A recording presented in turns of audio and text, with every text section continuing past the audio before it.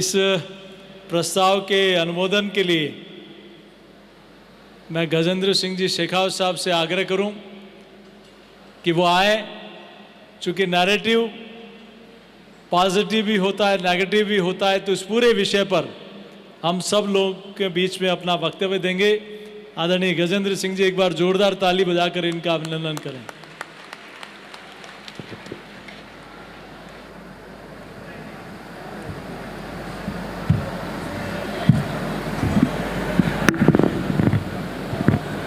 भारत माता की, भारत माता की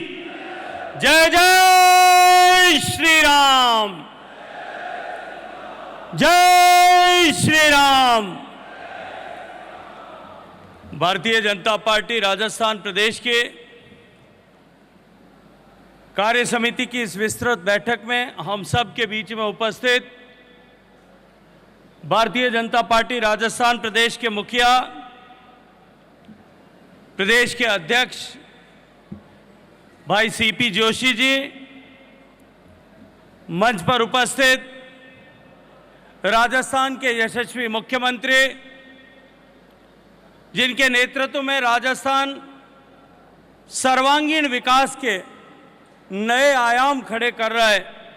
ऐसे श्रद्धेय भजनलाल जी, मंच पर उपस्थित जिनका मार्गदर्शन आज हम सबको मिलेगा और जिसकी प्रतीक्षा हम सब मिलकर के कर रहे हैं, ऐसे भारतीय जनता पार्टी के वरिष्ठ नेता, भारत सरकार के कृषि मंत्री आदरणीय शिवराज सिंह जी, मंत्रिमंडल में मेरे वरिष्ठ साथी, हम सब के अपने प्रिय आदरणीय भूपेंद्र जी, आदरणीय अर्जुन राम जी, हम सब के बीच में उपस्थित जिन्होंने भारतीय जनता पार्टी को एक एक कदम आगे बढ़ा करके इस मुकाम पर पहुंचाने के लिए निरंतर दशकों तक साधना की, हमारे सब के अपने आदरणीय ओम जी भाई साहब, हम सब के बीच में उपस्थित भारतीय जनता पार्टी के अन्य वरिष्ठ नेतागण, इस सभागार में उपस्थित राजस्थान सरकार के सभी मंत्रीगण, भारतीय जनता पार्टी के दायित्ववान कार्यकर्ता, सभी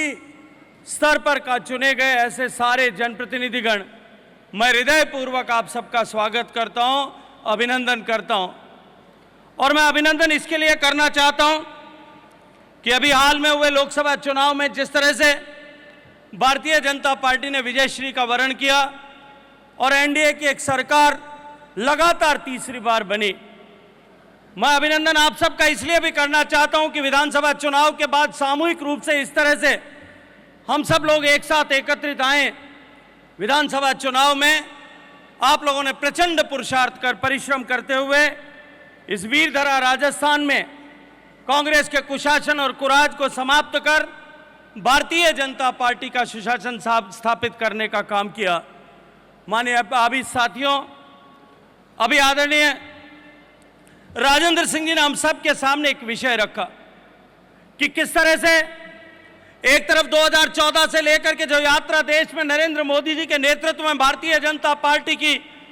एनडीए के सरकार की प्रारंभ हुई, जिसने देश की दशा और दिशा को बदलने के लिए काम किया। देश के सामान्य मानवी के मन में जो एक अविश्वास घर कर गया था कि देश में ये लोकतांत्रिक व्यवस्था क्या देश के लिए अनुकूल है या नहीं, जहां सामान्य मानवी इस बात पर चिंता करने लगा था, चर्चा करने लगा था कि लाखों बलिदानों के बाद में जिस लोकतांत्रिक व्यवस्था को, जिस स्वतंत्रता को, जिस आजादी को हमने प्राप्त किया है, वहां इस लोकतांत्रिक व्यवस्था में बाढ़ खेत को खाने लगी है। उस मुकाम से उठा करके 2014 में जब देश की जनता ने हमें आशीर्वाद दिया, आज भारतीय जनता पार्टी और एनडीए की सरकार ने पिछले 10 साल में, यदि मैं एक पंक्ति में कहूं,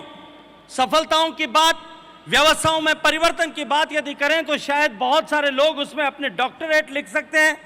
बहुत सारे लोग उसमें रिसर्च कर सकते हैं, लगातार लंबी लंबी पुस्तक मालाएं लिखी जा सकती है, लेकिन यदि एक व्याख्या शब्द में मुझे कहना पड़े, एक वाक्य में मुझे कहना पड़े, तो मैं कहूंगा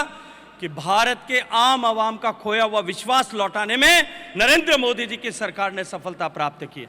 आज भारत का नागरिक एक उत्साह के साथ लबरेज होकर के, एक असीम विश्वास के साथ में खड़ा होकर के यह देश विकसित हो सकता है और 2047 तक हम भारत को विकसित बनाएंगे, इस यात्रा को प्रारंभ कर चुका है। और अब जब राजस्थान में डबल इंजन की सरकार बनी है, आप सबके पुरुषार्थ से, आप सबके परिश्रम से, आप सबके सहयोग से, आप सबकी ताकत के आधार पर जो राजस्थान में डबल इंजन की सरकार बनी है, और अपने यहाँ जो कहते हैं कि पूत के पांव पालने में दिखाई देते हैं, सरकार बनने के ठीक साथ से ही जिस तरह से इस अल्पकाल में, क्योंकि चुनाव की आचार संहिता लग जाने के कारण से बहुत थोड़ा सा समय आचार संहिता के पहले मिला था, और आचार संहिता के बाद के इस छोटे से कालखंड में जिस तरह से सरकार ने एक व्यापक प्रभाव राजस्थान की जनता के दिल और दिमाग पर छोड़ा है, अपना विजन, अपनी दृष्टि, अपनी दूरदृष्टि सोच, और माननीय नरेंद्र मोदी जी के नेतृत्व में जिस तरह से हम देश को परिवर्तित करना चाहते हैं, प्रदेश को आगे ले जाना चाहते हैं, और इस फेडरल कॉम्पिटिटिव इरा में जहां प्रदेशों के बीच में एक स्वस्थ प्रतिस्पर्धा का माहौल माननीय नरेंद्र मोदी जी के उनके प्रयासों से, उनके मार्गदर्शन में खड़ा हुआ है, उसमें राजस्थान अग्रणी प्रदेश बनेगा और देश के ग्रोथ इंजन के रूप में अपने आप को स्थापित करेगा। ये आज माननीय भजन लाल जी के नेतृत्व में हमारी सरकार का लक्ष्य और हमारी सरकार का विचार, हमारी सरकार का संकल्प आप आज आम जन महसूस करने लगा। मैं उसके लिए हृदयपूर्वक भजन लाल जी को और उनकी सरकार के सभी साथियों को बधाई देना चाहता हूं, अभिनंदन करना चाहता हूं। मित्रों, नैरेटिव की बात अभी आदरणीय भूपेंद्र जी जब बात कर रहे थे तब उन्होंने कुछ आंकड़े बताए। उन्होंने कहा कि 99 सीट आई जो मात्र 18% होता है। अभी आदरणीय राजेंद्र सिंह जी ने भी कहा, इस बात की चर्चा की कि उनको मात्र 99 सीटें मिली। आदरणीय प्रदेश अध्यक्ष जी ने भी चर्चा की कि शायद वो भूल गए कि 100 में से 99 सीटें नहीं, 543 में से 99 सीटें आई। मैंने एक दिन एक मित्र के सामने उनसे इस बारे में चर्चा की थी। मैंने उससे कहा कि भारतीय जनता पार्टी ने, एनडीए ने तीसरी बार लगातार सरकार बनाई है। चर्चा का विषय था कि तीसरी बार लगातार सरकार बनी है, लेकिन कहीं भारतीय जनता पार्टी के कार्यकर्ता के मन में थोड़ी सी उदासीनता है कि उन्होंने जो लक्ष्य लिया था, उनके मन में एक मायूसी है कि उन्होंने जो लक्ष्य लिया था कि हम अब की बार प्रचंड बहुमत के साथ में, ऐतिहासिक बहुमत के साथ देश में सरकार बनाएंगे। भारतीय जनता पार्टी के कार्यकर्ताओं के मन में तो सरकार बनने के बाद में भी मायूसी है, लेकिन कांग्रेस के लोग 100 में से 543 में 99 सीट लेकर के भी अति उत्साहित हैं। ऐसा क्यों है? और मेरे उस मित्र ने जो जवाब दिया, उन्होंने कहा कि मैं और मेरी बड़ी बहन दोनों एक साथ क्लास में एक स्कूल में पढ़ते थे। हम एक क्लास आगे पीछे थे। मेरी बड़ी बहन के अगर 100 में से 95 नंबर भी आ जाते, क्योंकि वो 100 में से 99 नंबर लाती थी, तो उनसे अपेक्षा 99 लाने की थी। तब जब 100 में से एक बार 95% नंबर आ गए तो घर में उदासी और मायूसी का माहौल बन गया। और मेरे मित्र ने कहा कि मैं क्योंकि 60 भी कभी लाता नहीं था, बड़ी मुश्किल से पास होता था, एक बार मुझे 55 नंबर मिल गए तो सारे मोहल्ले वाले मिठाई बांट रहे थे। कांग्रेस की स्थिति ठीक वैसी है, क्योंकि न तो उनके नेतृत्व को, न उनके कार्यकर्ताओं को, न उनके ऊपर विश्वास रखने वालों को कहीं अपेक्षा थी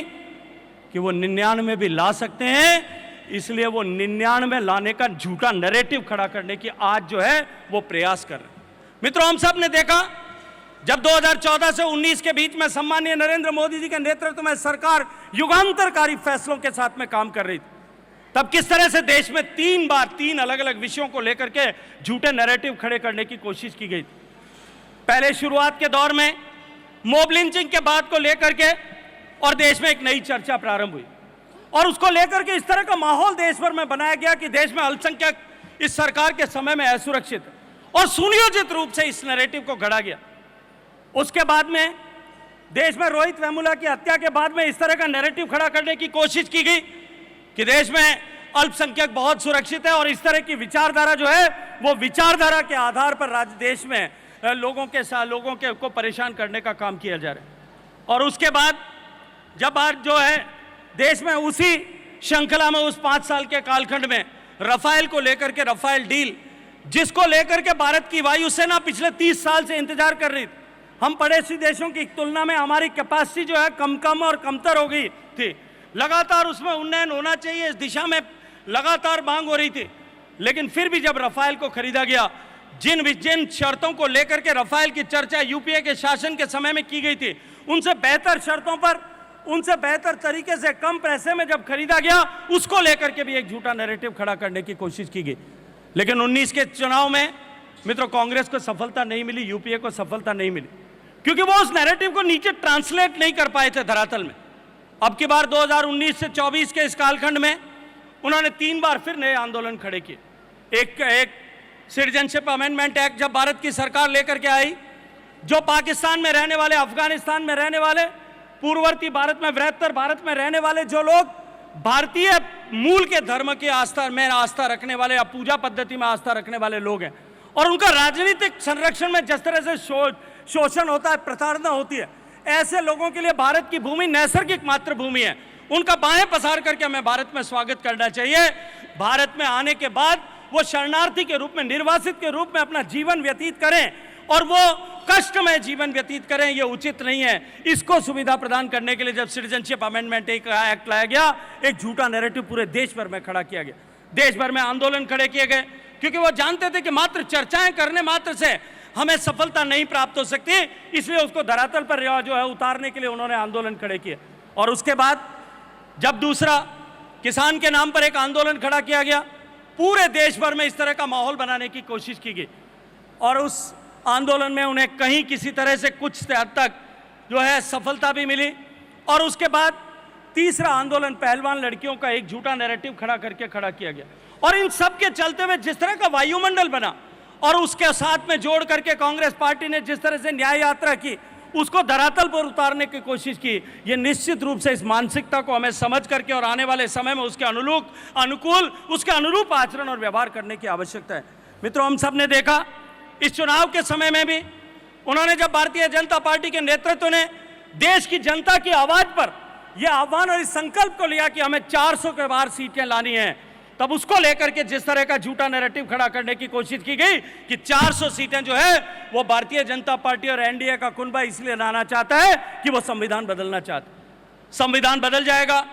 आरक्षण समाप्त हो जाएगा, ये झूठा नैरेटिव पूरे जो है हमारे अनुसूचित जाति जनजाति, हमारे पिछड़े वर्ग, अति पिछड़े वर्ग के मन मस्तिष्क में कहीं उतारने का षड्यंत्र हुआ, और कुछ हद तक उनको इसमें सफलता भी मिली। हमें इस बात से जो है सबक लेने की आवश्यकता है, और आने वाले समय में हम और अधिक जागरूक रह करके किस तरह से इन विषयों का प्रतिकार कर सकते हैं, इसके ऊपर संकल्पबद्ध होकर के नियोजित तरीके से काम करने की आवश्यकता है। जो इस चुनाव में जिस तरह से कांग्रेस पार्टी और यूपीए ने स्ट्रेटेजिक विड्रॉल किया, वो जानते थे कि 2019 के चुनाव में जब कांग्रेस पार्टी ने 428 जगह पर चुनाव लड़ा था, और आमने सामने की लड़ाई में कभी कांग्रेस पार्टी भारतीय जनता पार्टी और एनडीए के सामने टिक नहीं पाएगी, उन्होंने स्ट्रेटेजिकली अपने आप को बहुत जो है सीटों से विड्रॉ किया। 328 सीटों पर चुनाव लड़के और कुछ हद तक आंशिक सफलता प्राप्त करने, कामयाबी प्राप्त करने में वो सफल हुए। मित्रों, इसी तरह से जो है माइनॉरिटी के बीच में जिस तरह का भय खड़ा किया गया, 2014 के पहले से लगातार इस बात के लिए एक देश में एक भाव खड़ा किया जा रहा था कि देश में अगर भारतीय जनता पार्टी की, एनडीए की पूरे बहुमत की सरकार बनी, नरेंद्र मोदी जी के नेतृत्व में सरकार बनी, तो भारत में रहने वाले अल्पसंख्यकों को भारत में रहना मुश्किल हो जाएगा। 10 साल तक भारतीय जनता पार्टी की सरकार थी, माननीय प्रधानमंत्री जी का मंत्र था सबका साथ, सबका विकास, सबका विश्वास और सबका प्रयास। सबका विश्वास हमें जीतने की आवश्यकता थी, सबका विश्वास में लेकर के हमको साथ खड़े करने की आवश्यकता थी। लेकिन उस नैरेटिव के युद्ध में भी कहीं न कहीं हमारे प्रयत्नों में कमी रह गई, और हम उस विषय को ठीक से नीचे नहीं पहुंचा पाए। ठीक इसी तरह से माननीय प्रधानमंत्री जी के नेतृत्व में गरीब कल्याण और गरीब के जीवन में परिवर्तन लाने को लेकर के जो योजनाएं प्रारंभ की गई थी, उन योजनाओं को धरातल पर उतारने का जो नया गवर्निंग मॉड्यूल भारत की सरकार ने खड़ा किया था, आदरणीय नरेंद्र मोदी जी के नेतृत्व में जिस तरह से अंतिम व्यक्ति तक लाभ पहुंचे, इस संकल्पना के साथ में जो प्रयास किए गए थे, उन प्रयासों उनकी सफलता निश्चित रूप से उनके कारण से सफलता मिली। कभी कल्पना नहीं की जा सकती थी कि देश की सरकार के द्वारा प्रारंभ की गई योजना को अंतिम व्यक्ति तक पहुंचाया जा सकेगा, लेकिन वो पहुंचाने के बावजूद भी ये जानते हुए कि हमें लोगों तक, जिन लोगों तक उसका लाभ पहुंचा है, उस लाभ पहुंचाने के लोगों को, लाभार्थियों तक उसका एहसास होना चाहिए और अंतिम व्यक्ति तक लाभ पहुंच सके, इसके लिए हमें प्रयास करने की आवश्यकता है। विकसित भारत संकल्प यात्रा प्रारंभ की गई थी। भारतीय जनता पार्टी के कार्यकर्ताओं ने उसमें कठोर परिश्रम किया। आप सब लोगों ने विकसित भारत संकल्प यात्रा को कहीं हद तक सफल बनाने के लिए परिश्रम किया, पुरुषार्थ किया, अपना प्रयत्न किया, प्रयास किया, लेकिन फिर भी यथेष्ट परिणाम जिस तरह से हम कल्पना करते थे उस तरह के परिणाम हमें नहीं ला पाए। इसके लिए भी हमको विचार करने की आवश्यकता है। हालांकि यदि बेनिफिशियरीज रीच आउट के दृष्टिकोण से देखें और उनके वोट जो मिला है, वोट ट्रांसलेट हुआ, उसके दृष्टिकोण से देखें तो आवास योजना में बीजेपी को 49%, आवास योजना के लाभार्थियों में 49% वोट भारतीय जनता पार्टी को मिला। आयुष्मान भारत के लाभार्थियों का लगभग 50% वोट भारतीय जनता पार्टी को मिला। उज्ज्वला के लाभार्थियों का भी लगभग 48% वोट भारतीय जनता पार्टी को मिला। नरेगा के लाभार्थियों का भी लगभग 40% वोट भारतीय जनता पार्टी को मिला। लेकिन इस आंकड़े को और अधिक बढ़ाने के लिए हमें किस तरह से समन्वित और संकलित प्रयास करने, किस तरह से फोकस्ड अप्रोच के साथ में काम करना है, हम सब कार्यकर्ताओं पर इस पर विचार करने की आवश्यकता है। मित्रों, हम चुनाव जीते, राजस्थान में हमारी यशस्वी सरकार बनी और देश में भी माननीय नरेंद्र मोदी जी के नेतृत्व में एक इतिहास रचते हुए 62 साल के बाद में भारतीय जनता पार्टी और एनडीए की सरकार जो है वो तीसरी बार बनी है। देश की हमसे बहुत सारी अपेक्षाएं हैं। पूरा विश्व भारत की तरफ टकटकी लगा करके देख रहा है। जितनी बड़ी अपेक्षाएं हैं, हम भारतीय जनता पार्टी के कार्यकर्ताओं की जिम्मेदारी भी उतनी बड़ी है। निश्चित रूप से हम सब लोगों के लिए अवसर तो है, लेकिन हम सब लोगों के को एक कर्तव्य का एहसास दिलाने का एक पायदान और एक पड़ाव भी है कि हम सब कार्यकर्ता, हमारे द्वारा बोला गया एक एक शब्द, एक एक हमारे द्वारा किया गया एक एक आचरण, उठाया गया एक एक कदम जो है उसे नरेंद्र मोदी जी के साथ में, इस यूपीए की सरकार के साथ में, इस 10 साल के ट्रैक रिकॉर्ड के साथ में जोड़ करके देखा जाएगा। मैं सब कार्यकर्ताओं को आग्रह करूंगा कि हमें विश्वास के साथ में काम करने की आवश्यकता तो है ही, लेकिन साथ साथ में हम सबको सावधानी पूर्वक काम करने की आवश्यकता भी है। हमारे आचरण, हमारे व्यवहार, हमारे कथन और करनी में कहीं भी कोई त्रुटि निकाल करके एक नया नैरेटिव, झूठा नैरेटिव फिर खड़ा करने का प्रयास हो सकता है। हम सावधान होकर के काम करें और जनता ने जो सौभाग्यपूर्ण अवसर हमें प्रदान किया है, इस अवसर को साकार करने के लिए हम सब लोग जुटेंगे। इस अपेक्षा के साथ में माननीय प्रदेश अध्यक्ष जी के नेतृत्व में हमने राजस्थान जीता। माननीय प्रदेश अध्यक्ष जी के नेतृत्व में भारत की एनडीए की तीसरी बार सरकार राजस्थान से बनी। मैं इसके लिए पुनः बधाई देते हुए आप सब कार्यकर्ताओं का हृदयपूर्वक अभिनंदन करता हूं। भारत माता की। बहुत बहुत धन्यवाद माननीय गजेंद्र सिंह जी, आपने, लेकिन मैं एक बात निवेदन जरूर